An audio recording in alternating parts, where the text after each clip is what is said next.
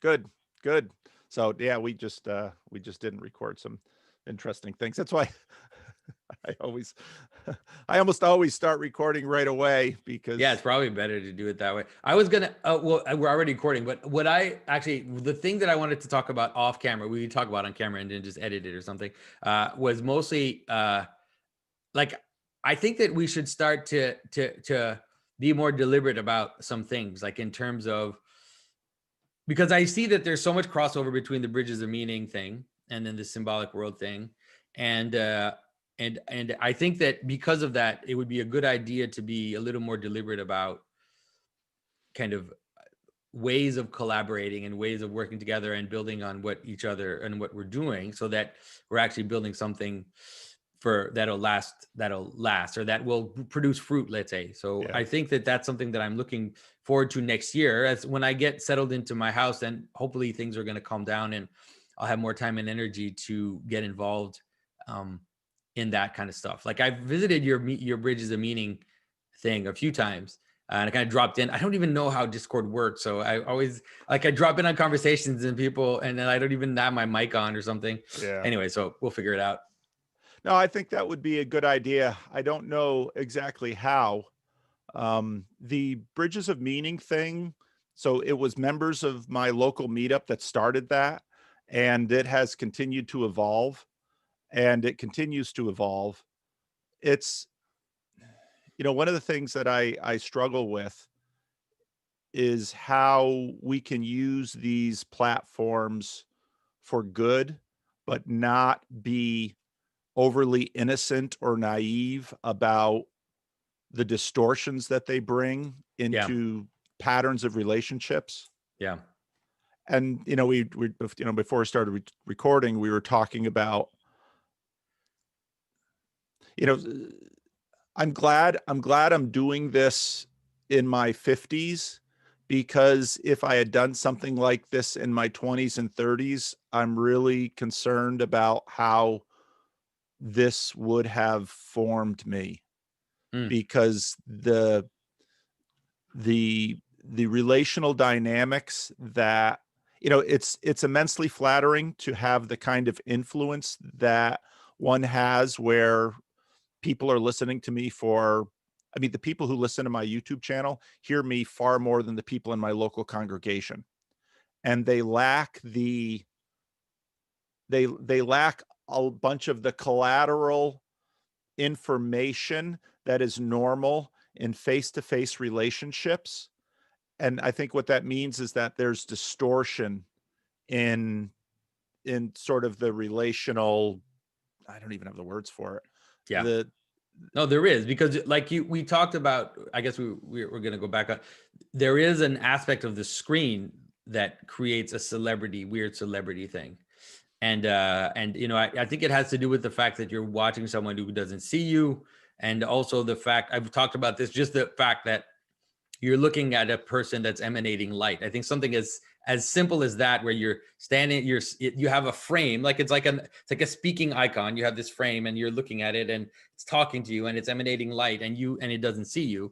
So I think that there's something about that interaction which is obviously dangerous, because it and also because we're doing this on a screen, there's a frame and we can control that frame to a certain extent, right? Because even in reality, you can control the frame a little bit, but on this it's much easier. Like, I can, you don't know anything about my private life. Like, it's just not apparent. You don't see me right. fight with my wife. You don't see me, get and be impatient with my kids, Yeah. which would be something that in a normal relationship in a church or in a community, you would be able to see my foibles and all my darker side. Not all of Yeah. them, but at least enough of them so that the frame wouldn't have taken over. Whereas now I have almost total control over what you can see of me, Yeah. and so it's a dangerous way of interacting with people. Yeah. One of the things that we've done on the Discord server lately is we started, it kind of has morphed into what we're calling open studio, and in sense of an art open studio, and that we have our cameras on. And in the Discord server, I've wanted to, at least to a degree, create a community where there are cameras on, because I mean, what we're doing, that distortion that you just talked about on YouTube is all over the internet, because you have an avatar, you have a false name, there's a contextlessness, and that of course creates the environment of trolling, where people drop in, unleash their payload and evaporate out. Yeah. And one of the things that you see in real life communities, before I got to this church had a bad history of destructive congregational meetings. Mm. And part of that was people stand up in a big room, unleash their anger or frustration, and sit down, and the community suffers. And so one of the things that we did early on was, if I knew we were going to have a congregational meeting to talk about hard things, I would split them up into groups of 8 or 10, put chairs in a circle. So if you had to say a hard word, you had to say it to people's faces. And so if you said something painful, you would see the pain on the face that you just delivered the thing to. And this, I think, is a big piece of overall the brutality that we see in our culture. Mm. That there's so much, you know, if you're going to be a human being and you're going to hurt someone, you should have to live with the sight of the pain that you inflicted. Mm. And so, I don't know. I I think about that in terms of, okay, so what's my goal? I mean, I don't know. Maybe you've done more reflecting on this. I mean, I backed into this thing, and it's, don't get me wrong, it's been fun. It's been some of the most fruitful ministry of my life, Mm. but it is, I am concerned. I am concerned because of the ways that it is unreal in these respects, and it is ephemeral. It can just float away, Yeah. unlike when you invest in a real living community. Yeah. Are you afraid also? This is the thing that has bothered me or kind of preoccupying me, is the problem of it replacing also Yes. normal community. And so people don't end up joining a church or don't end up joining a community because it's like they have this thing online that they get something from, but it's a kind of a pale version of real community. Yeah, I think so. And so I've watched Brett and Eric Weinstein do their thing, and the whole Plan B idea. I mean, and this gets into the COVID reset, all of these ideas that, okay, we're going to remake the world now, and we're going to use these tools. And I watch them and I listen to them, and I think, number one, I don't have a lot of stock in your level of wisdom as to what the world should be. That's right. But also, number two, they spend no time that I can see. I mean, again, now both of us are Christians here, so might roll their eyes a little bit at this, but the whole point of Tom Holland's book to me was that Jesus reset the world in such a deep and profound way that, to me, even in terms of, public knowledge, it seems really hard to argue against that fact. And then I pause and ask, okay, 3 years of public ministry, pouring himself into a dozen official disciples, one of whom betrays him. There's another group of 72 or 120. So there's a small group of people. And what Jesus unleashes, begins to roll out, of course, to the degree that Constantine, for example, adopts under this banner. He goes, and Constantine doesn't quite understand what he's No. doing. And to me, okay, you want to change the world? Why don't you look at what I think is the man who changed the world more than anyone else, and look at how he did it, instead of running up YouTube metrics, political organizations. I mean, not to say that those things don't have impact, Yeah. but it seems to me, well, if you really want to change the world for the better, and you actually embrace certain aspects of this man's value, unwittingly and unconsciously and continue to want to promote it and maintain it in the world. And Yeah. I don't know. Yeah, there's that. It's interesting to understand that the text from Paul. I forget where it is. I'm not good with the chapters and verses, but he talks about how it's like at this very moment Christ is dominating, like he's ascending the hierarchy and he's subjugating principalities, and it's like it looks like he's talking about a like a weird science fiction thing that's happening in the background, like he's doing these things like almost like in a I don't know, like in some Japanese manga or something. But then you realize that it was actually happening, because 300 years later, the entire empire converts to Christianity. So it's like secretly in the background, Christ was the fruits of what he did were increasing secretly, and then all of a sudden it started to show, and then finally you can see that the world had been transformed. Yeah. And actually understanding that that's how reality works is super interesting, because you can also see it. You can even see how a weird, the weird flip that happened in culture, let's say, how like the United States went secular and Russia became Christian. Like you can understand that change that way. Whereas each country was secretly trying to influence the other. Like, America was sending Bibles to Russia and like sending secret missionaries to like go encourage the church. And Russia was like sending, distant stuff to like encourage radicalism and encourage revolution and encourage racial tension. All this stuff was happening from the other side. And then in secret, the seed grew. And then finally the two fruits appeared, and it would look like they had switched places. And it's just interesting to think that that's how actually reality works, is that the fruits grow in secret first, and then finally it's not about changing systems. You need to change the hearts. Like changing hearts is what actually transforms reality. It just takes time. It doesn't happen fast. Well, I don't know. Your work has really impacted me in this way. I mean, part of what I've been, I did a video on, I don't quite have the language for talking about what you're doing. I don't, because the last couple of days, what I've been thinking about is I see Cartesian dualism coming to an end.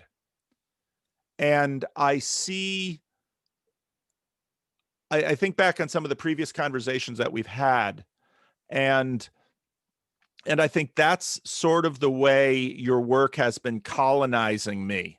I mean, the second conversation we had was about angels and demons. And again, I had the experience of, I wasn't quite sure what you were talking about, but I knew it was important. And so what I'm seeing happen is that this Cartesian dualism of sort of of imagining the world as particles and substances, that this is going away. And your more pervasive paradigm as sort of, at least in the imaginary, the base level of experienced reality being patterns. That's what's been seeping into my head.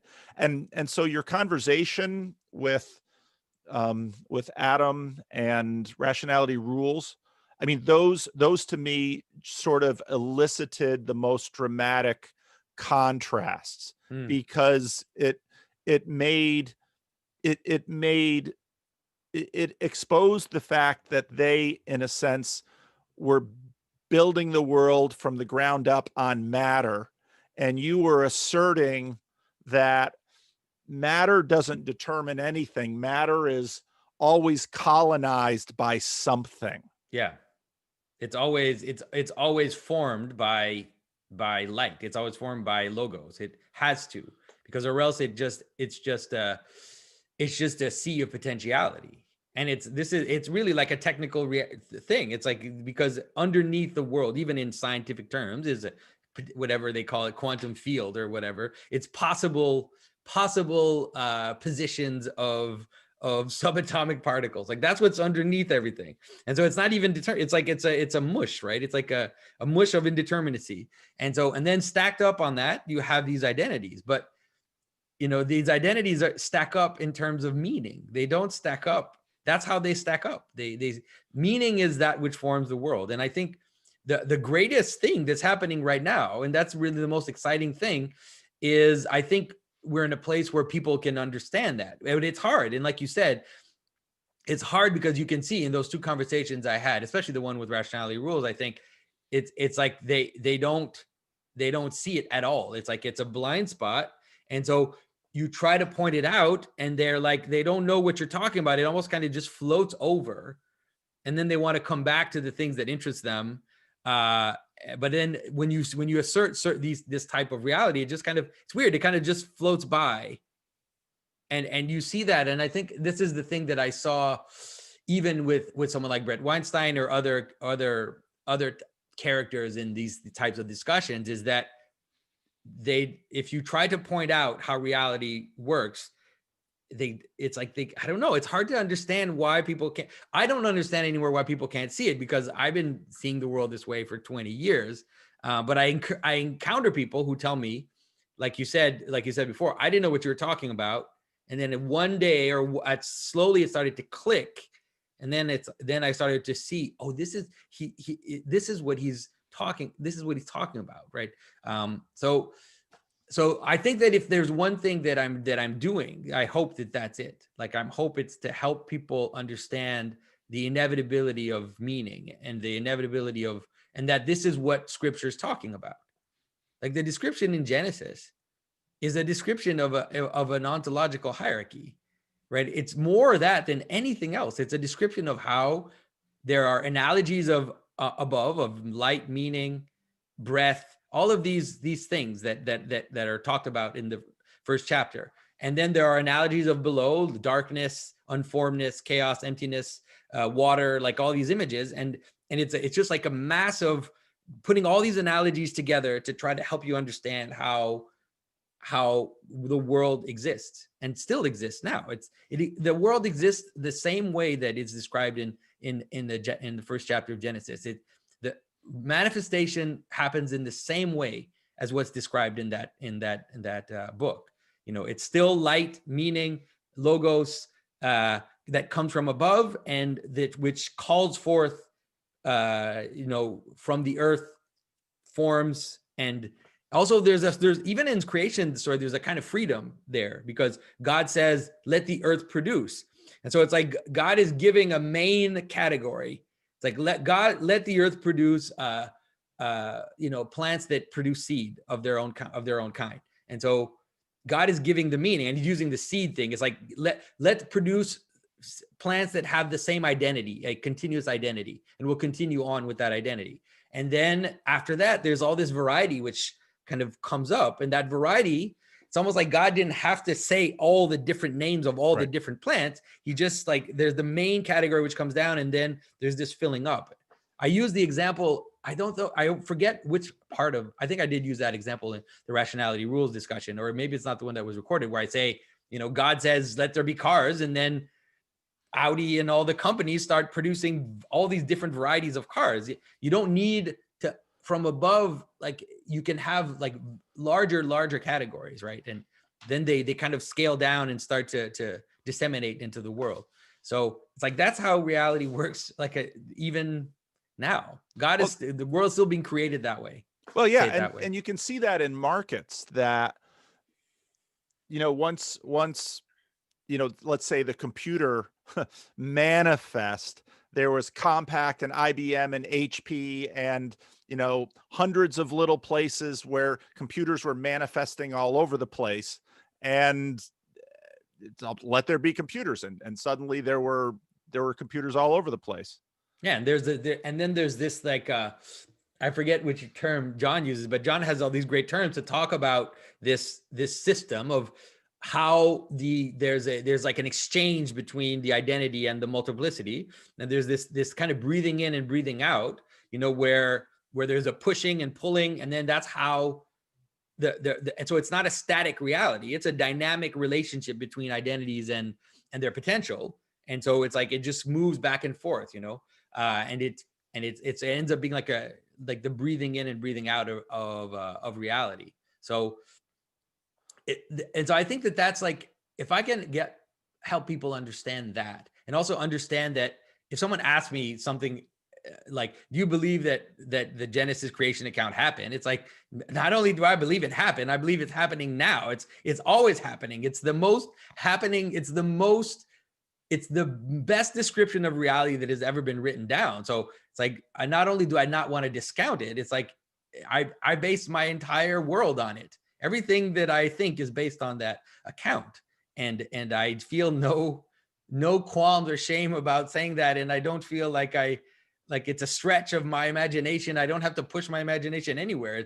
That's how reality really, really, really works. But I think if you,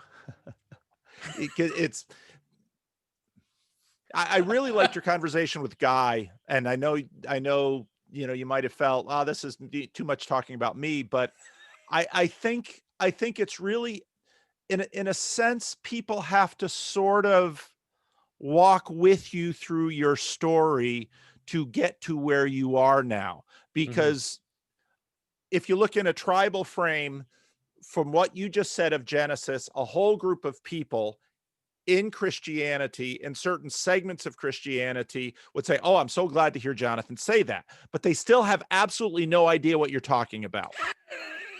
because they are materialists. Yeah. And the entire conversation, I mean, the Western church ripped itself open over this question about how material is Genesis 1.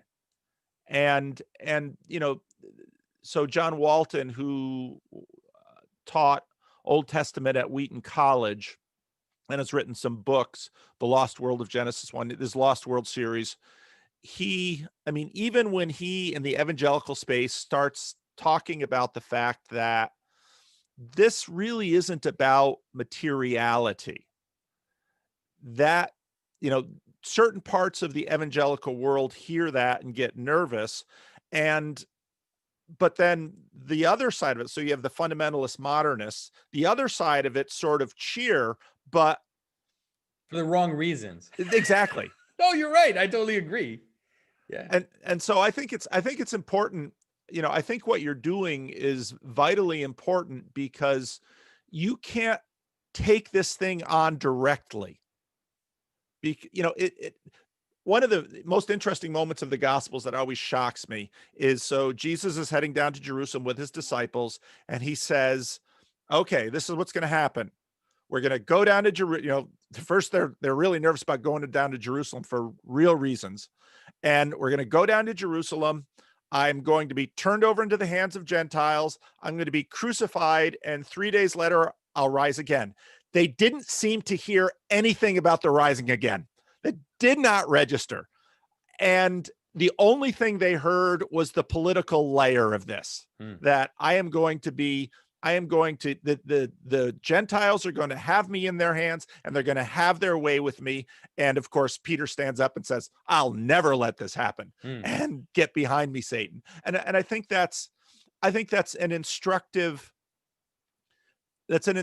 lesson in how people change. And even the entire, so when I was in college, so I grew up a minister's kid. You go away to college. I went to a Christian college, but Calvin College sort of had the theme of, we're not going to be your parent. If you want to drink, and if you want to rebel, you go ahead. It's CRC Rumspringa. So if you want to rebel, go ahead and do that. And so I start kind of thinking, okay, do I want to be a Christian? So I start reading the Gospels. And I was immediately frustrated by the Gospels, because they didn't seem to be talking to anything in my life. But now, the longer that I think about it, Jesus, through those stories, was reprogramming the world. And of course, even the story layer doesn't quite hit all the layers down. And so what was even more clear was that even though the disciples didn't understand Jesus at all, he was reprogramming them. Yeah. And so then that gets me to the question, okay, what happened in Pentecost? Because in my old frame of, let's say, Cartesian dual substances, there's a material substance and a spiritual substance. But basically, through your work, I'm seeing that as not a helpful way to imagine the spiritual world. Yeah. I think that what happened in Pentecost is what happened at the beginning of Genesis, like in the creation of Adam. So basically what you have is something like Christ came and then gathered a body together and also gave them all the information. And so he gave them all this information, and then they gathered and they gathered, but they didn't have yet what it took to be alive. And then Pentecost is the moment in Genesis where God blows air into Adam's nostrils and makes all those disparate elements come together.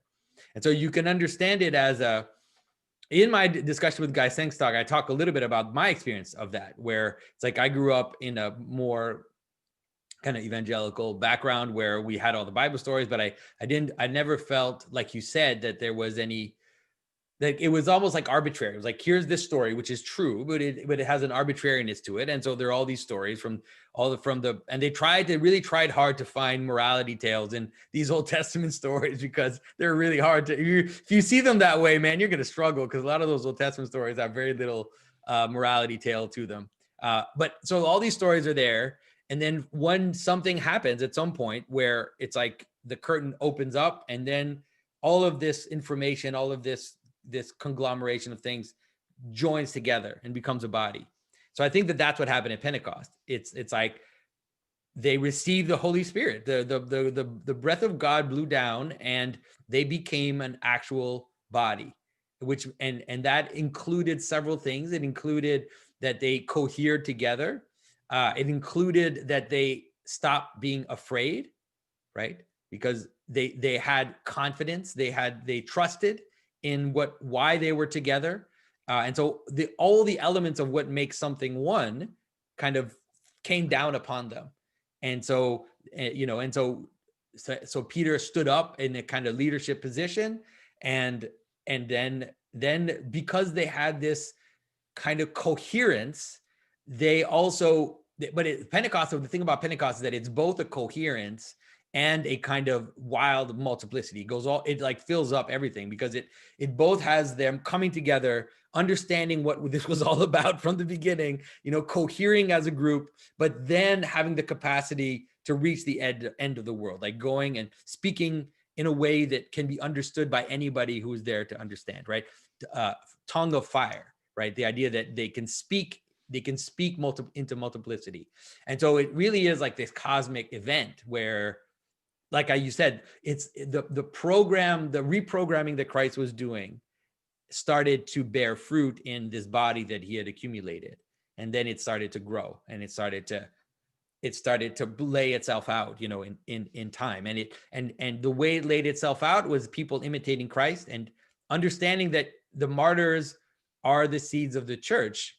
And this is like an actual reality, that if people who die,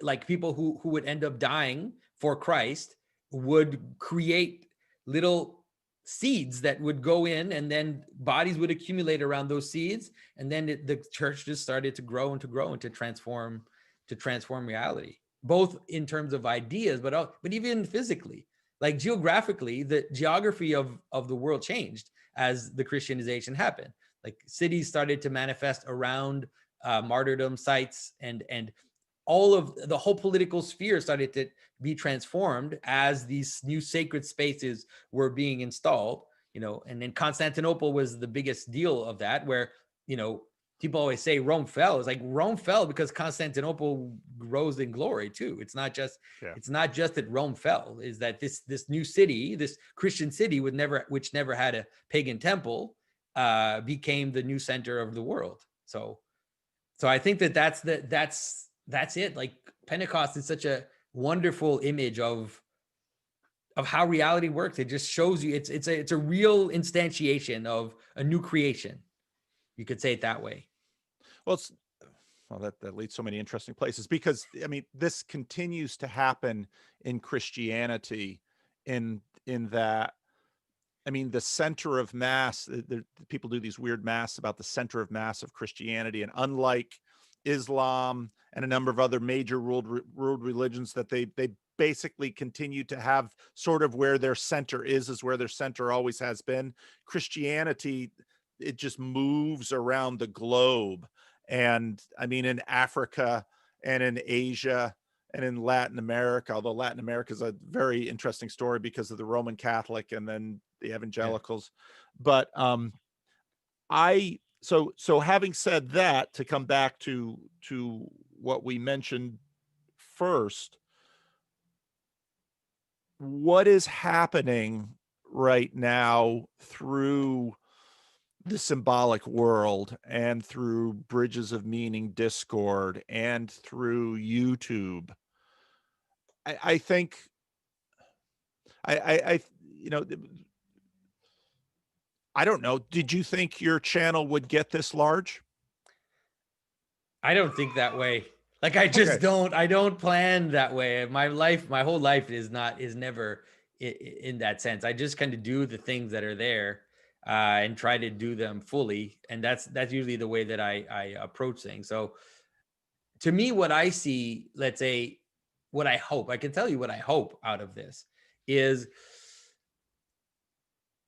I think that the way I talked about this before with a few people, which is that this is the future. Like the symbolic worldview, whether you frame it exactly the way that I'm framing it, or whether you frame it, in terms of the way that John Vervaeke frames it in terms of cognitive science, or if you frame it the way that Ian McGilchrist frames it in terms of, the right hemisphere kind of global vision. All of this is the future. And I think a lot of people are realizing it, right? And so but it's also, the thing is that it's also one of the things that is bringing about some of the madness around us.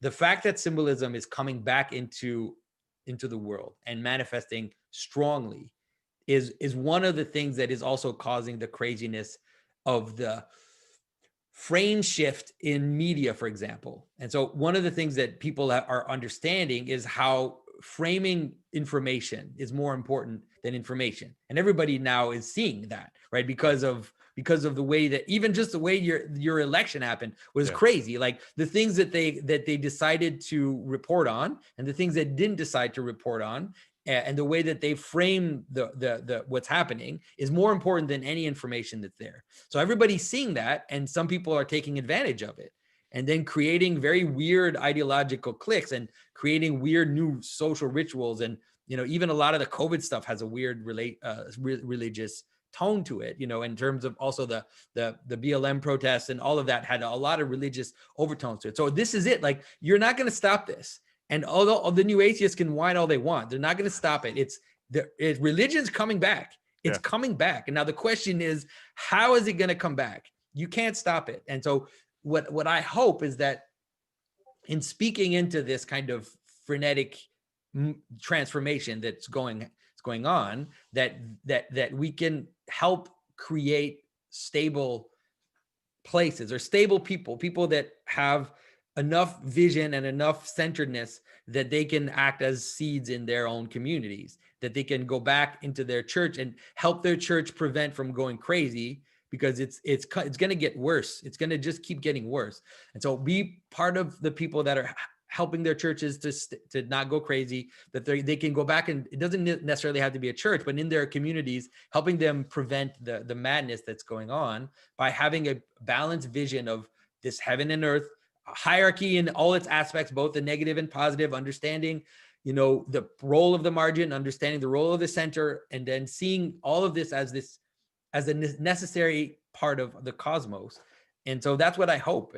And I don't know if it's going to, I definitely don't want it to become this weird kind of inner discussion too much, where we're all talking amongst ourselves and we're all kind of, happy that we understand things, and winking at each other because we can see that other people don't get it. That's not what We I don't want to hope be that's not what Gnostics. happens. I really hope that it's going to produce fruits in the world, which is why if you, on the Symbolic World, we started a blog, and I wanted people to kind of train themselves to write on symbolism.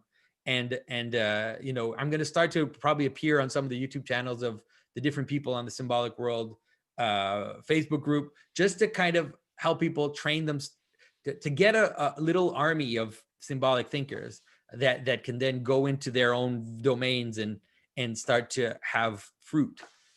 That's what I hope. And at least that's would be the, if you could boil down what I'm doing to one thing, I think that's probably it. Well, I think your emphasis on community and on in real life community is vital. No, I think that's right. And part of what I see, I had the thought a couple of days ago that I wonder if, say, the period from the last 500 years, as Charles Taylor talks about it, I wonder if 200 years from now that will be looked back upon as a dark age, and find the embracing of the word enlightenment to be horribly ironic. I think Because, so. I definitely think so. and I think, I think a lot of churches, what you're describing is happening in churches, because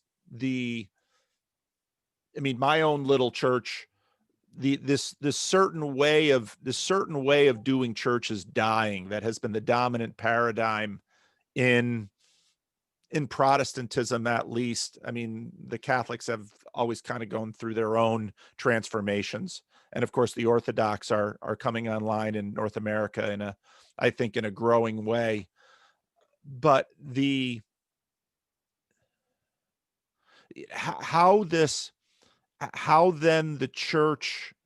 changes church for people, I think, will be profound. And I don't know what it looks like. I really don't know what it looks like. I understand that. I think it's the one thing it's not going to look like, and I hope, and I don't think it's possible, and I don't even want that, is that one thing it's not going to look like is a bunch of people, like, for them, in my case, like a bunch of people who understand these things, because that's not understanding, for example, symbolism is really not that important. Like, it's important now because we're in a weird upside down kind of end of civilization period. But in normal world, you don't need to understand it. You have to enact it. You just have to be inside and enact it. And so what I'm hoping is that the people that are kind of influenced by what's going on, these discussions about meaning and everything, can then go back in their world and then produce other things, not symbolic discussion, but rather, help people live the liturgy better, help people live help people see the value of their stories, and then also create new versions of old stories and get people involved in that. And so to me, that'll be the key, and also just the excitement about scripture, and the excitement, the feeling, also like the sense of confidence about how true this is, in a different way than what the materialists have said, which is kind of crumbling and always fraught. I think that can be infectious as well, because, and I've seen it, like I've talked to some of the old pastors that I grew up with who are kind of very materialist, and if I talk about it in the right way, if they see in my eyes that I love the Bible, that I really love scripture, and that it's like, I am so excited about scripture and about all the potential, all the stuff in there that you haven't totally seen yet. And then and I'm talking about the relationship between, the garden and the temple, and I'm showing them the pattern, how it, like, let's say, like how I laid out Pentecost for you just before, like I've noticed that gets people excited. Yeah. Pastors who have been studying scripture for a very long time, they don't feel threatened by it if you present it in the right way. And so It's like that type of excitement, and I think that can be wildfire, and then it can be transmitted. But it's not necessarily going to happen in an explanation of what these things mean in the Right. end. They're Well, more an embodied participation. and I think that's part of the part of the deception that's happening on these screens and in these little frames on smartphones and computer monitors and televisions. I think is that through this medium we can only do certain things, and one of those things are conversations about symbolism, or we can only do certain things in this little frame. And the real frame that things have to happen in are the incarnational frame of, okay, what does it mean to be faithful to your wife, and to build a community, and to actually have logos shape and colonize and reform all the materiality around us. And I think this is part of the reason that it's critical that you're an artist, because even though, well, maybe now you're sort of well known as someone who explains Rudolph and vampires. Yeah. The, what you're, I mean, iconography is iconographic itself. And that's, okay, I've come from an iconoclastic tradition. And so, this is, there's a little bit of dissonance involved in this for me, but it's the practice of the church. I mean, Leslie Newbegin had this great quote: the church is the hermeneutic of the gospel. Yeah. In that, okay, why was Jesus able to conquer the Roman Empire in 300 years through his Spirit? Because the Holy Spirit is the Spirit of Christ. It's also the Spirit of the Creator. I mean, that's why you have a Trinity. And how was Jesus able to conquer the Roman Empire in 300 years? And the answer is his pattern, because no one of us can fully manifest the full pattern of Christ, but the pattern of Christ gets manifested in these communities and in their life and in what they do, and always in a limited way, always, but yet sufficiently so that it literally toppled the empire and that entire way of life. And again, that's what Tom Holland has been documenting, that Christ conquered the empire. Yeah, definitely. And it's wonderful to have that book. It's such a gift. I was reading it while I was cheering, and while I was carving, and I was cheering in some of the places. Like, I was like, yes, I can't believe, I'm so happy that he's saying this, and he's saying it so well, way better than I could ever say it. So yeah, I totally agree in terms of the embodiment. And it's really, like, for me, it's a lesson. I need to make sure that I say that, because if people who follow me carefully have seen that I've talked about my own alienation towards kind of French Canadians and their rejection of Christianity. And so it's like, I also know, like, I know, and I feel it in front of me. Like, I feel it in front of me that I need to be involved, like physically embodied involvement in this place where I am. And I need to be more involved, because or else my soul and my body and spirit are going to start to split apart. Because here I am saying these things online, but I'm also have this thing that I need to heal in my life, where I need to now kind of dive in and be like a French Canadian person in this society that is acting and being involved. So it's like, this is like the next step for me. And I know that it's coming. Next year, this is going to be next year, especially because we won't be able to travel anyway. So it's like, all of God is putting, it's like, this is in front of me. This is it, Jonathan. No more like, you need to live by what you say. That's true. That's true. It also strikes me as, I mean, part of what's happening in the world via this technology and the internet is that, I mean, there's always kind of a both sides. And I've been thinking about empire and what, oh, I mean, we nearly have a one world culture in some ways Yep. because of the internet. And so, and that is corrosive, so the French Canadianism that came about because of the way that the waves happen in North Yeah. America by different European countries, that created something. And part of what the internet is doing is sort of, reducing all texture in the world. Yep. Oh And yeah. and but there's always this tension. There's always this tension in evangelism that, it's the one and the many. And I think, again, your symbolic vision has been really helpful for me to kind of manifest that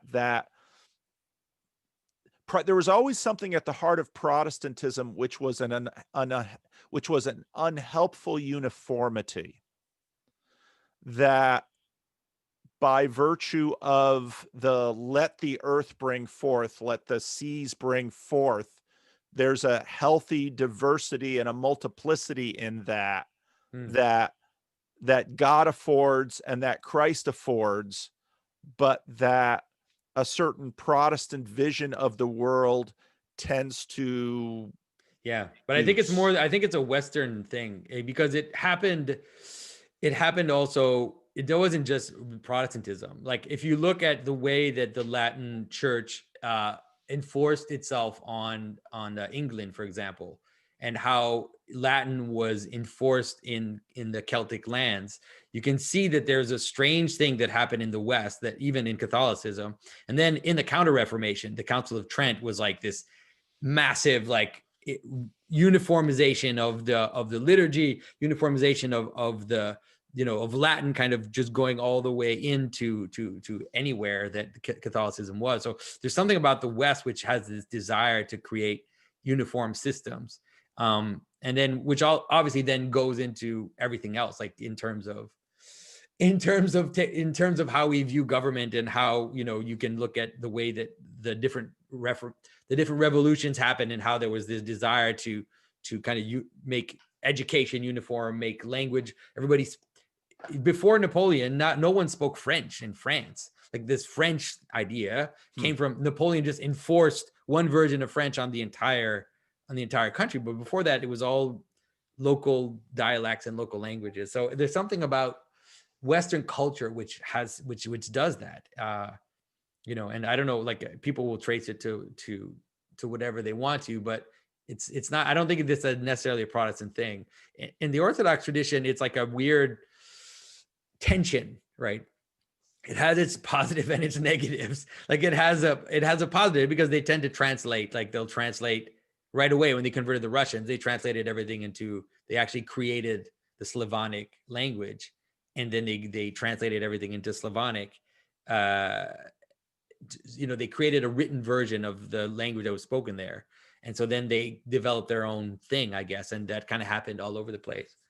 But in Protestantism, Protestantism has the two extremes, because it also has the extreme variety, like radical variety, where the translating of the Bible in every single tribal dialect that you can imagine, is like a goal. And then you have all these idiosyncratic versions of Christianity all over the place, the world. So I think the West has like the two radical sides of like total enforcement, and then just like this free for all, I guess, something like that. I was yesterday so we have this little open studio, and Sally Joe came in. She's an artist, and she came in and she said, I tried to have a conversation with a Protestant about art in church. And I almost wanted to hide under the desk, because I knew exactly where this was going, because this gets into this question of the one and the many, because it gets into this question of when you start when you start instantiating a vision in visual media, there's a power there that in some ways preachers kind of get to sidestep by keeping everything verbal. Yeah. And, you know, when I mentioned that when I went down to Nicaragua, I went down to Nicaragua during the Sandinista Revolution in my more radical college days. And there was, you know, they had these revolutionary churches where you had Sandinista rebels hanging on crosses, nude with these huge phalluses.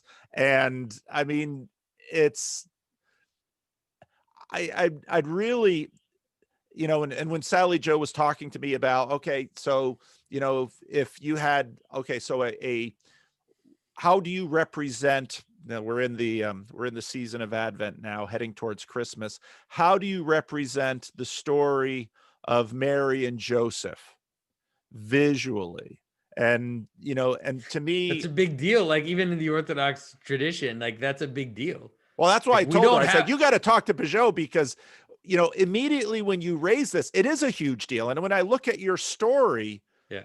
I mean, that's why I don't think you should be too bashful about your story, because the you yourself were the matter in which all of these stories came down and manifest themselves. And the struggle of, you know, Sally Joe said quite rightly, she said, you know, all these Protestants are resisting the visual arts, but they still have to do architecture. And so they're still manifesting in their architecture, in their liturgy, in their music, in all of these ways. They're still manifesting culture. They just sort of have a willful, she didn't quite say it this way, but they have a sort of willful blindness about it, that if we construct our campus to look like a junior college, we can sidestep the question of if we're going to have Mary and Joseph rolling into Cleveland in a 96 Honda. Because once you locate Mary and Joseph in a visual art medium, you have questions of race, of class, of nationality. You know, we have all of these layers that get manifest in a visual medium. Yeah. And when I look at what you've done, you've said basically, okay, I'm going to go to the traditional.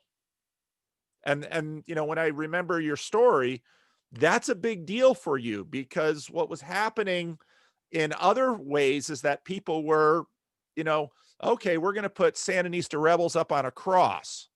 And I mean, so Well, I'm really curious about what to do with this, because yeah. this is Well, at the heart of what we're struggling with.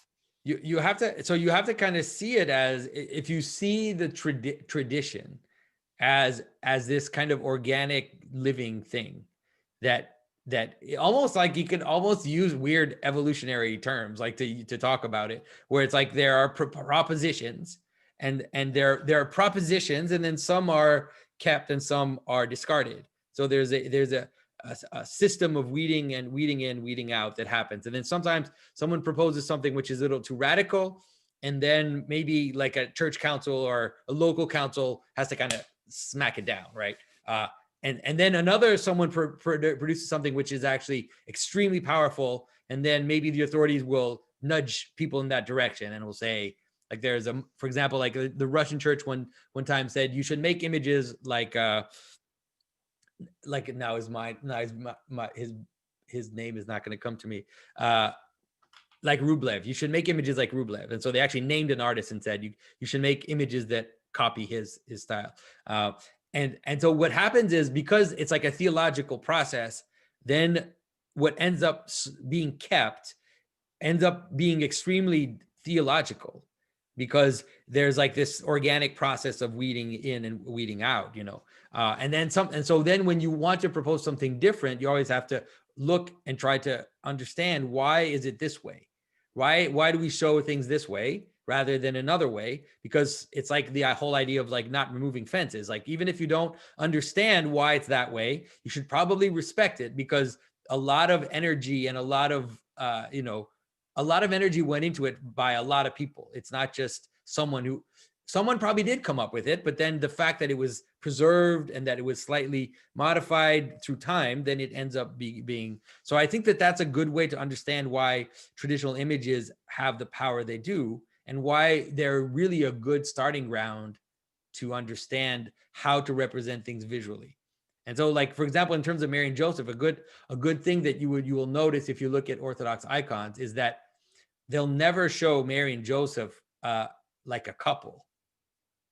Like, those images of the Holy Family, that's not Orthodox. Like Orthodox, that when you see, every time you'll see an Orthodox person maybe making one of those, you'll get a bunch of angry comments. Like, people are not happy about showing Joseph's arm around Mary. And like, so you have Joseph's arm around Mary, and then you have baby Jesus in her arms. And so it's like, if you understand what images do, like, images suggest meanings, like they're not arbitrary. Right. So if you suggest a sexual relationship between Joseph and Mary, you're actually calling into question the virgin birth. Like, ultimately, you're calling that into question. And so, like, the image of nativity is actually pretty scary for some people, because the nativity icon shows Joseph outside the cave, like, wondering what's going on, like, not understanding what's happening, and Mary is inside the cave alone, and she was helped by what's the name of, by women. Like, there's women who helped her give birth. It's not Joseph. Like, there's no way in the world that in 2,000 years ago a husband would help his wife, or a man would help his wife give birth. It's such a modern thing to think about that. And so, but there's a reason why they do that, because they really want to avoid anybody thinking that Joseph is the father of Jesus in every way. Like, you can't have anything suggesting that. And so it's a theological decision, and it can offend our sensibilities because we want to show the family. Right. But there's something higher that is more important than just showing a nice, happy family, which is this idea that Christ is the Son of God. I laugh because Google's getting off of Google Music, and so now I'm playing around with YouTube Music. And just yesterday I was thinking, okay, I'm just gonna search for popular Christian Christmas music 2020. Ooh. And there's all these. Again, what struck me was there's all. A lot of this is evangelical music, and so many of these attempts are, okay, let's show Joseph and Mary and Jesus as the, dare I use the word, iconic nuclear family. Yeah. That's the way people want to present it, but it's a bad move. It's a really bad move, I think, theologically, to do that. There are other families that you can find to do that, I guess, but it's not a good move.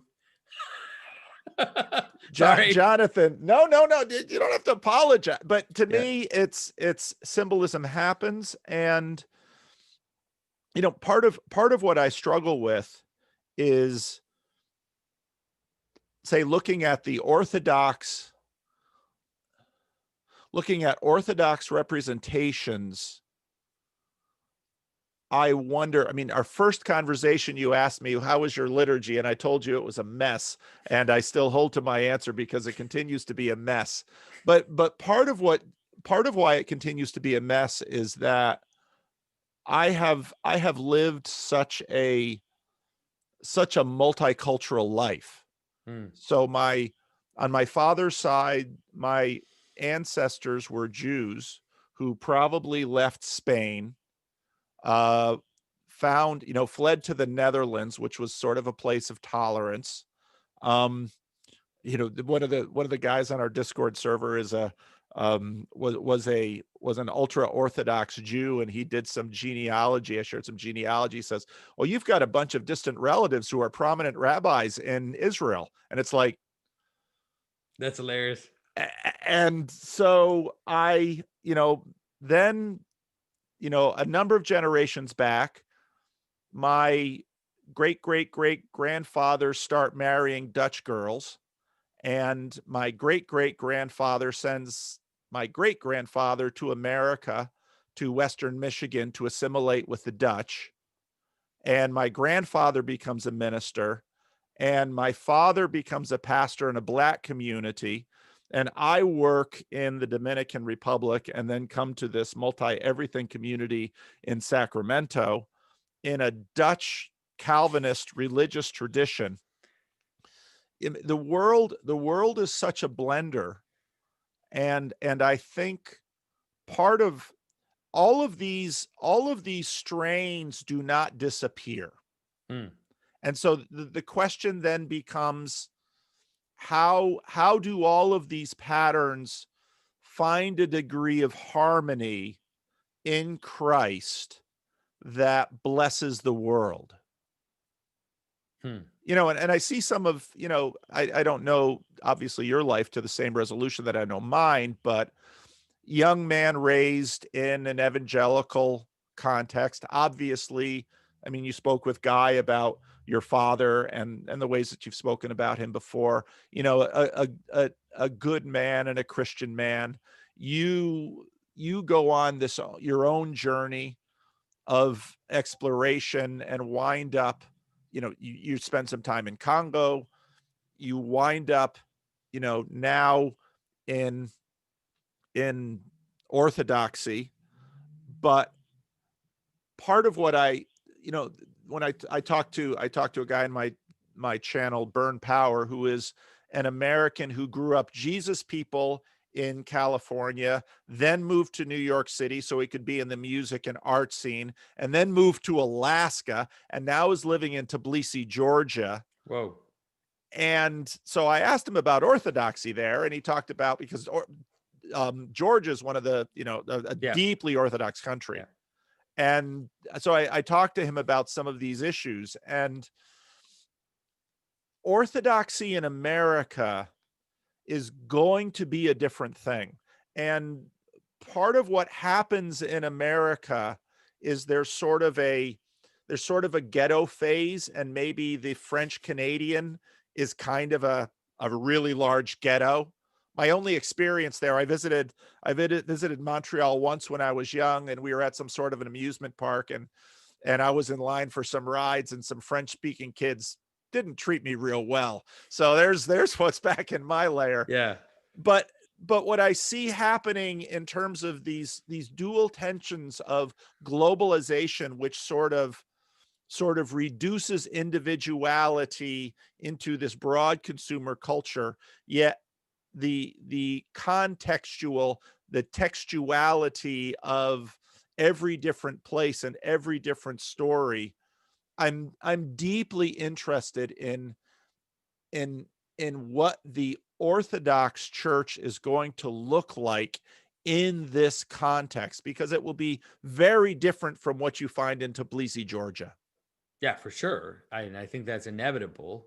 There, Orthodoxy definitely in America has a Protestant flavor, especially the convert type Orthodox. It just happens. It's hard to avoid that, and that can actually have some positive elements. Because the rigidity, let's say, of systems, like in any system, can be a danger for a highly hierarchical system like Orthodoxy. It can be a problem, and that's, I think, some of the things that led to the revolution were the problems inherent in these types of structures. Where you have corrupt individuals who nonetheless remain in power, and then use the church to their own. And then all the kind of stuff that led to the Reformation too, that the stuff that led to the Reformation was real. Like there really were all these problems. I don't want to, even though I tend to not side on the side of the Reformation, I can recognize the reasons why people were angry, And so I think in America, there's a fascinating thing where the kind of Protestant flavor, it gives an energy, which is really good, and it gives also a love of Scripture and a desire to not take things lightly, like to not take the way that Protestants, or like serious Protestants, don't take Scripture lightly. You see the same with people who are Orthodox in America, where it's like they don't take liturgy lightly. They don't take the church fathers lightly. They tend to really want to get down to the bottom and not just gloss over things. And I think that can be useful. Sometimes it creates a kind of weird rigorism that is there too in America, in the certain Orthodox convert groups where they're extremely rigorous, like super rigorous. And it's like they know all the canons of all the councils, and they know all the things, and they're extremely, they try to be very rigorous, which in my opinion it's not the best way to go. But you need a bit of that too, because or else everything gets floppy. But so it is fascinating to watch. And it's also it's in the image of America. It's a weird multicultural, multiple, and it's actually not how Orthodoxy shouldn't have all these different churches, right? So it's like, in Greece, there's the Orthodox Church, and there's the bishop, and there are priests, and there's the archbishop. And whereas in America, there's the OCA, there's the Russian Rokor Church, there's the Antiochian Church, there's the Greek Church, there's the Ukrainian Church, and so Romanian Church. So it's like it's actually a weird, freaky thing where you have all these competing and parallel hierarchies kind of working together, which is maybe in the image of America, makes it even more in the image of America. So, and people can just like, it's weird because like a lot of people like they leave Protestantism to become Orthodox because they're like, oh, finally, like I'm going to find the thing. But then within Orthodoxy, they keep switching churches. They keep going. They'll go to the Greeks, then to the Russians, then to this. And so they're still acting like Protestants within Orthodoxy, because there's that capacity to like move from one hierarchy to the other if the one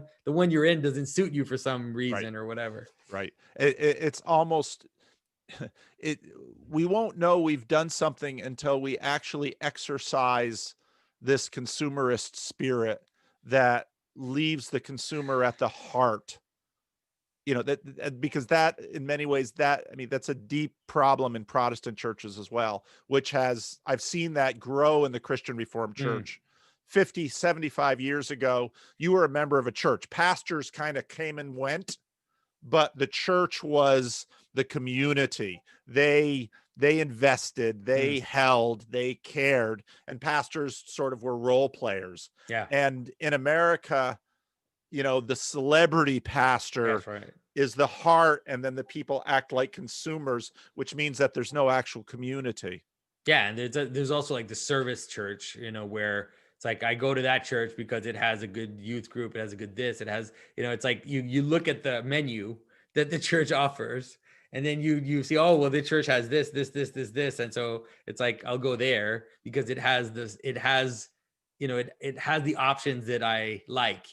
And so that's seriously a difficult, it's so hard to break free from that because we're so used to it.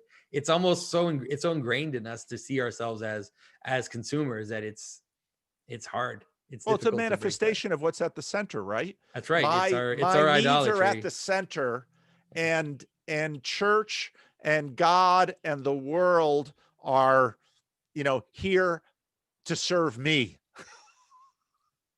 It's so completely opposite the heart of the gospel. Yeah. Well, to swing back then again to the symbolic world, bridges of meaning, these channels, because, well, and because, when you ask that question, I mean, I started making videos partly because I watched Jordan basically cut a hole through the fabric. Maybe that wasn't the right image. Maybe I saw him create huge ripples in the pond. Yeah. And I watched, someone recently had a tweet where they said, first I listened to Sam Harris, then I listened to Jordan Peterson, then Vervaeke and Pajot and Vanderklay. And now I'm thinking about being a Christian. I blame Sam Harris. That's right. That's hilarious. I love that tweet. That's so funny. And it's just, it's like, I've heard, I mean, I'm sure it's the same with you. I've gotten so many messages of people that have that story. Very similar. Yeah.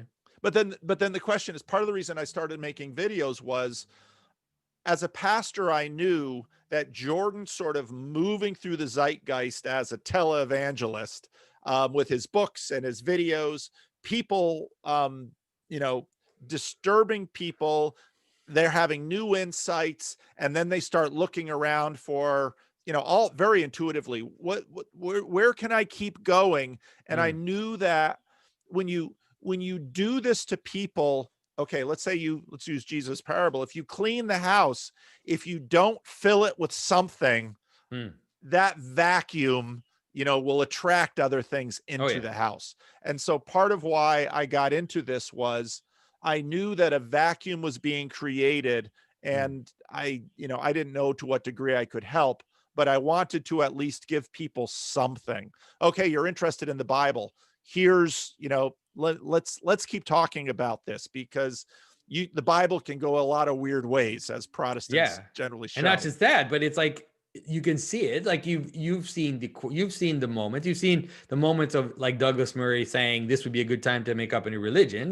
You can see Brett Weinstein talking about creating, and we talked about this with Adam Friended, this wanting to create like a superstructure that would manage all the other structures. And so there is this desire in this void to say, well, we're going to build a tower, and you know, it's gonna reach heaven. And so it's actually, you're right, in a way it is a dangerous time, you know, especially even the psychedelic stuff. Also, you can see that it's like we're gonna fill this void with psychedelics, or some weird version of like a new religion with psychedelics or something. um And aliens. and aliens, interdimensional beings fall, right? And so I think that you're right. I think that we it's our responsibility, and we have to, if we had this weird opportunity that was kind of almost thrust upon us, to kind of talk into it, and to hopefully be a little nudge of people to go back into the story that we're still in. Like, we're still in this story. It's not, that story isn't gone. We might be, you know, towards the fringe of it, but it's still the story. So Well, and that leads me into, you know, your question. I mean, two things have sort of developed around us. I look at the symbolic world, and you've got a blog. I really love JP Marceau's follow-up on the miracles conversation that I had with Vervaeke, and the Lewis conversation. But you know, some people out there say, well, you need to, you know, Paul, you're starting a new church. And it's like, no, that is not what I want to start. um, and I really appreciate the fact that you're Orthodox for that reason, because you're in that way even further from the Protestant impulse of every new ripple in the pond starts a new denomination. mm. And which there's something which is deeply problematic about that. So, But there's something about the fact that I think the fact that you follow Lewis, I think that that's one of the effects that Lewis has had, is to point people back to their Christian roots without starting a new thing, without saying like, I'm going to start a new movement or a new church or a new denomination. And so I think the fact that you place yourself kind of firmly in Lewis's footsteps, I think that's a good sign. Like, it's a good sign that you're not trying to start a new Protestant denomination, but rather just help people move through their own struggles and their own crisis, their own meaning crisis, so that they then go back in their communities, you know, and get involved. how how serious? I mean, part of what Tom Holland impressed upon me is you know, my denomination, and well, and Orthodoxy too. I mean, there's a strong antithesis element to Christianity where you're in or you're out. And that's, you know, that is not going away. But part of what Tom Holland's work talks about is latent latent Christianity, even in celebrity atheists around us. Yeah. And, you know, part of what I'm at least dealing with, and I think you probably are too, if I read the comments on your videos correctly, we're dealing with a lot of people who, I had a conversation with Poe, the person from the UK, and they're sort of in There's some in the Vervaeke camp is sort of, they're a little more comfortable with the woo, and the new age-ish stuff and the circling, and the Vervaeke camp is over there, but there's still another element over here who are the engineers, and Vervaeke just feels a little scary. And they're saying, boy, I really need something in my life like a church, but and so pastorally, I'm trying to figure out, and in some ways, the Discord server for me, I just did a couple of conversations with a guy named Topher from Toronto. People are working through this stuff, and like Topher was, and that's sort of where my estuary concept has come in, because people are working through this stuff, and they need a space they need a space where they can play with things and have permission to play with things.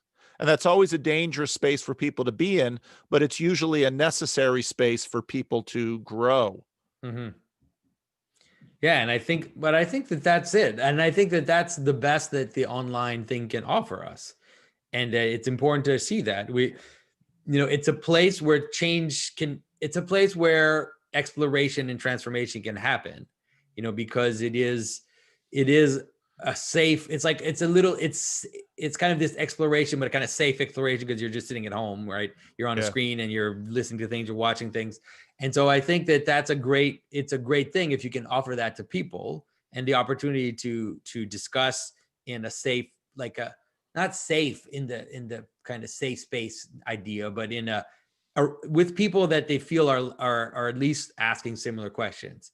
And and so I think that's great. Like, I dropped into the Bridges meaning as like this boomer that doesn't know how Discord works, and I'd like drop into conversations, and people were like, Jonathan is here, but then my mic wasn't on, and then I so like they were just thought I was just, anyway, it's just weird. But I've seen some great discussion, and a lot of people getting involved and helping each other and giving each other advice, and so I think that it really can nudge people in the right direction. That's for sure. But like you said, we just need to, I think we need to be careful not to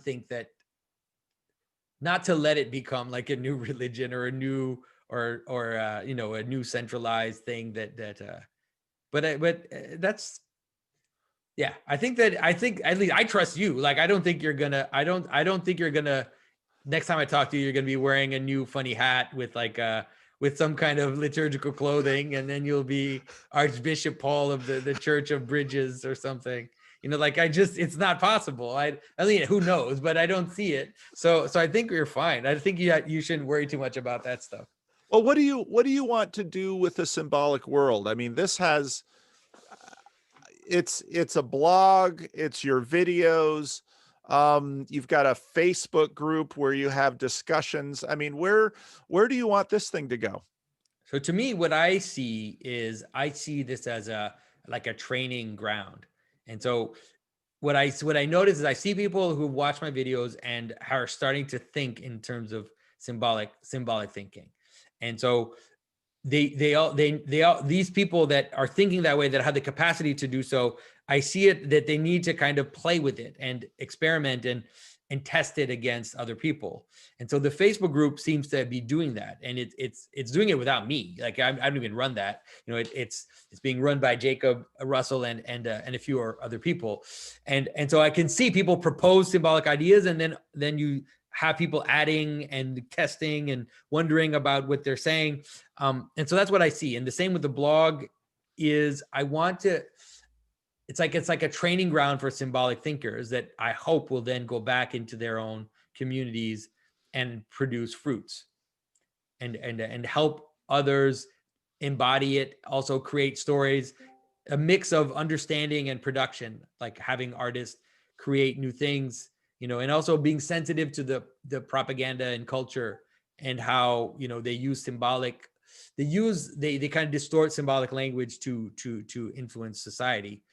So that's what I see. I really do see it that way, as as a kind of little army, like a little army of symbolists that will then go back into their own worlds and have effect. Little army of symbolists. Little Like army of symbolists. how do you feel about being a leader? I really don't feel like a leader.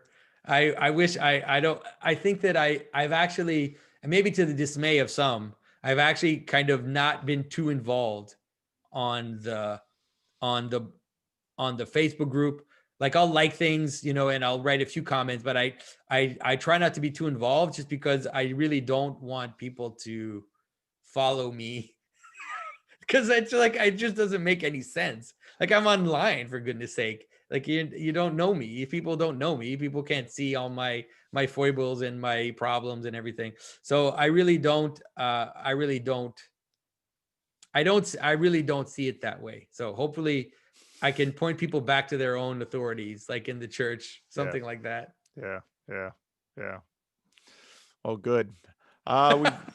We've been gone for a long time. You are a leader though. And is that what you think?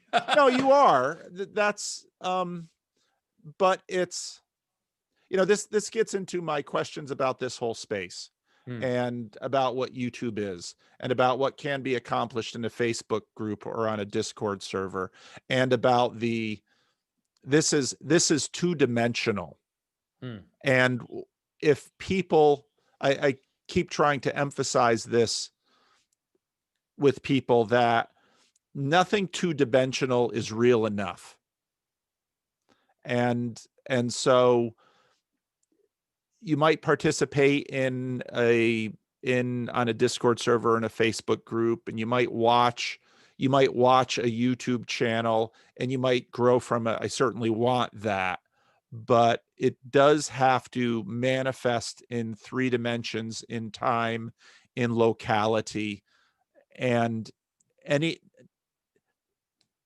we have to come to terms with the limitations of this medium, so that we really resist the distortions it creates. Yeah. No, I think you're right. I think it's a good call for all of us, people watching, and then us as well, both you and I, to be attentive to that and to be careful. It's definitely a minefield, because you have to be honest. Like if I receive comments of people thanking me for what I'm doing, it's like that goes straight right up to the ego. And so it's always like a dangerous situation. And so hopefully God protects us from pride in that moment. But but I think that like I said, the fact that I'm seeing people kind of take on their own, like I love to see what JP Marceau's doing. I think that he's just such a great character coming up. Like we've had some wonderful people writing for the blog recently that I think, there's for someone, his name Richard Rowland, who wrote an article about St. Dionysius the Areopagite. Well, he's now like becoming the co-host of the Ammon Sewell podcast, which is about Tolkien and Orthodoxy. And so it's like seeing these people kind of move out and, not like they're only, but they were in this discussion about symbolism, and then starting to kind of apply it in other fields. And that's what excites me more than anything, and so that's what I hope to see, I rather agree. than starting the Church of Jonathan or something. The Peugeotian church. The Peugeotian. The Peugeotians. It's good that doesn't roll off the tongue, huh? It's actually probably pretty good. Peugeotian. It doesn't sound right. Well, so, but it is a tale of warning, because both Luther and Calvin would have been horrified by the fact that there are religious traditions named after them. There should not be Lutherans, there should not be Calvinists. And the Apostle Paul makes that clear in the book of Corinthians. Yeah. And but that is a natural thing. That is the natural way we use labels. Yeah. But I don't know. I feel the same way. I look at the Discord server, and I look at Job and Jeff and Luke and Sherry and Andrea, and I see leaders. That you cannot have a healthy community without leaders who who manifest usually different things in the community, Hmm. but around which the community coheres. And when things start going off to the side, they're the ones who pull it back, say, no, we're not going to do that. We're going to do this. We're not going to talk that way. We're going to talk this way. And that, then the community starts to cohere and grow and to become a place where people can change and be formed by Christ. And what's so interesting is that, Job, you can watch Job's conversion with my conversations with him over time. You can see elements of it, and none of us are fully formed, but the formation is happening, and the witness to the former is manifest in the forming process, and we're watching that happen, and that's tremendously exciting. So Yeah.